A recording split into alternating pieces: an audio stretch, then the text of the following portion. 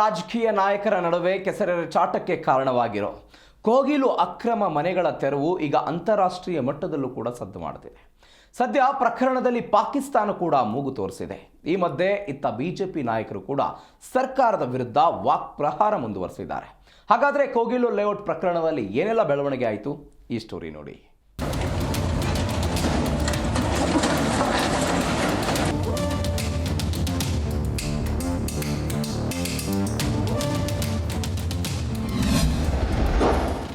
ಮನೆಗಳ ತೆರವು ವಿಚಾರದಲ್ಲಿ ಪಾಕ್ ಖ್ಯಾತಿ.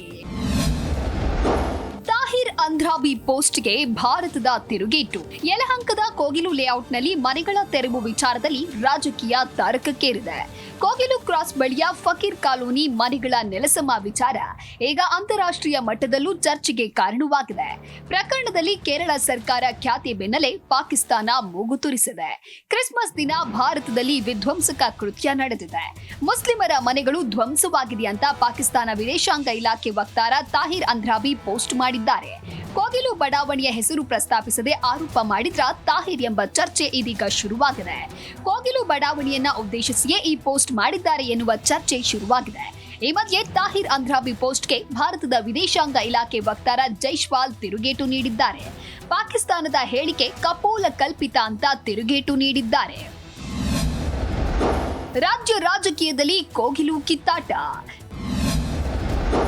ಕೈ ನಿರ್ಧಾರಕ್ಕೆ ಕೆರಳಿದ ಕಮಲ ನಾಯಕರು. ಕೋಗಿಲು ಡೆಮೊಲಿಷನ್ ಇದೀಗ ರಾಜಕೀಯದಲ್ಲಿ ದೊಡ್ಡ ಕದನಕ್ಕೆ ಕಾರಣವಾಗಿದೆ. ಈ ಬಗ್ಗೆ ಸುದ್ದಿಗೋಷ್ಠಿ ನಡೆಸಿ ಕೋಗಿಲು ಬಡಾವಣೆ ಮೂಲ ದಾಖಲೆ ಬಿಡುಗಡೆ ಮಾಡಿದ ವಿಪಕ್ಷ ನಾಯಕ ಅಶೋಕ್ 2023ರಲ್ಲಿ ಆ ಜಾಗ ಕೋರಿಯಾಗಿತ್ತು. ಆ ಜಾಗಕ್ಕೆ ತ್ಯಾಜ್ಯಗಳನ್ನ ಎಸೆದು ಪಾಚಿಯಿಂದ ತುಂಬಿ ಹೋಗಿತ್ತು. ಆದ್ರೆ ಇತ್ತೀಚೆಗೆ ವಾಸಿಂ ಅನ್ನೋ ಕಾಂಗ್ರೆಸ್ ಮುಖಂಡ ಒಬ್ಬೊಬ್ಬರಿಂದ 4 ರಿಂದ 5 ಲಕ್ಷ ಹಣ ಪಡೆದು ಆ ಜಾಗವನ್ನ ಕೊಟ್ಟಿದ್ದಾನೆ ಅಂತ ಆರೋಪ ಮಾಡಿದ್ರು. ಇನ್ನು ಕೇಂದ್ರ ಸಚಿವೆ ಶೋಭಾ ಕರಂದ್ಲಾಜೆ ರಾಜ್ಯ ಸರ್ಕಾರಕ್ಕೆ ಚಾಟಿ ಬೀಸಿದ್ರು. ಸಿದ್ದರಾಮಯ್ಯ ಸರ್ಕಾರ ಒಂದು ಸಮುದಾಯದ ಓಲೈಕೆ ಮಾಡಲು ಮುಂದಾಗಿದೆ. ವೇಣುಗೋಪಾಲ್ ಹೇಳಿದ್ರು ಅಂತ ಒಂದೇ ದಿನದಲ್ಲಿ ಮನೆಗಳನ್ನ ನೀಡಲು ಈ ಸರ್ಕಾರ ಮುಂದಾಗಿದೆ ಅಂತ ಆಕ್ರೋಶ ಹೊರಹಾಕಿದ್ರು. ಪಾರ್ಕಿಂಗ್ ಇದೆ, ಇದು ಅಲಾಟ್ ಆಗಿರೋದು 14 ಎಕರೆ 38 ಗುಂಟೆ ಅಲಾಟ್ ಆಗಿರೋದು. ಇದು ಇಲ್ಲಿ ನೋಡಿ, ಇಲ್ಲಿ ಪಾಯಿಂಟ್ ಇದೆಯಲ್ಲ, ಖಾಲಿ ಇದೆ ನೋಡಿ, ನೀರು ತುಂಬಿದೆ. ನೀರು ಅಂದರೆ ಈ ಅಲ್ಲಿ ಕಸ ಹಾಕ್ತಾಯಿದ್ರು. ಇದು ಅಲಾಟ್ ಆದಮೇಲೆ ನಮ್ಮ ಕಾರ್ಪೊರೇಷನವರು ಕಸನ ತೊಗೊಂಡೋಗಿ ಹಾಕಿದ್ದಾರೆ ಇಲ್ಲೆಲ್ಲ. ಅದರ ಕಸ ಹರಿದು ಲಿಚೆಡ್ ಹರಿದು ತುಂಬಿಕೊಂಡಿರೋದು ಇದೆಲ್ಲ ಲಿಚೆಡ್. BBMPಗೆ, ಸ್ಲಮ್ ಬೋರ್ಡ್ಗೆ, ರಾಜೀವ್ ಗಾಂಧಿ ವಸತಿ ನಿಗಮಕ್ಕೆ ಅರ್ಜಿಗಳನ್ನು ಸಲ್ಲಿಸ್ತಾ ಇದ್ದಾನೆ. ಆದರೆ ಮನೆ ಅಲೋಕೇಶನ್ ಯಾರಿಗೂ ಆಗಿಲ್ಲ.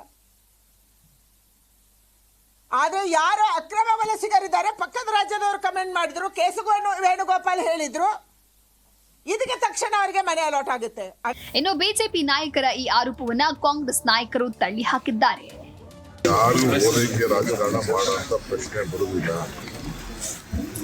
ಯಾರು ಇಲ್ಲಿಗಲ್ ಎನ್ಕ್ರೋಚ್ಮೆಂಟ್ ಮಾಡಬಾರ್ದು. ಇಲ್ಲಿಗಲ್ ಎನ್ಕ್ರೋಚ್ಮೆಂಟ್ ಮಾಡೋರಿಗೆ ನಾವೇನು ಗಿಫ್ಟ್ ಕೊಡಕ್ಕೆ ನಾವು ರೆಡಿ ಇಲ್ಲ. ಅವ್ರ ಮೇಲೆ ಯಾರು ಮಾಡಿದ್ದಾರೋ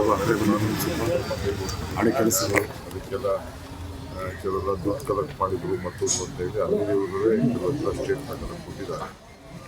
ಕೆಲವು ಮಾನವೀಯತೆ ದೃಷ್ಟಿಯಿಂದ ನಮ್ಮ ಗೌರ್ಮೆಂಟನ್ನು ಒಂದು ಸ್ಕೀಮ್ ಇದೆ, ಏನು ಮುಖ್ಯಮಂತ್ರಿ ಹೌಸಿಂಗ್ ಸ್ಕೀಮ್ ಅಂತ ಒಂದು ಸ್ಕೀಮ್ ಇದೆ.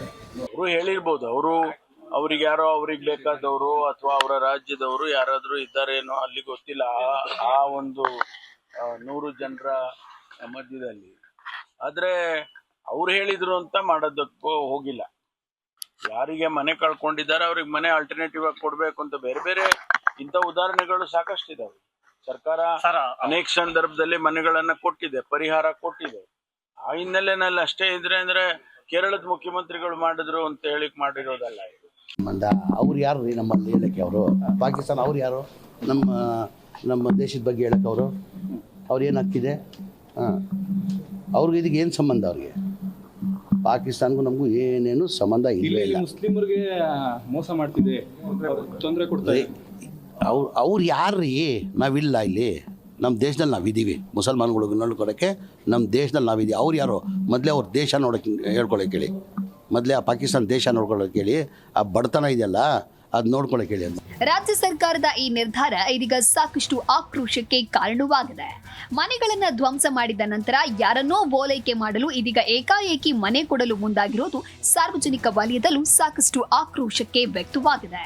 ಕ್ಯಾಮರಾಮನ್ ಶಂಕರ್ ರಾವ್ ಜೊತೆ ಜನಾರ್ದನ್ ಹೆಬ್ಬಾರ್, ಜಿ ಕನ್ನಡ ನ್ಯೂಸ್, ಬೆಂಗಳೂರು.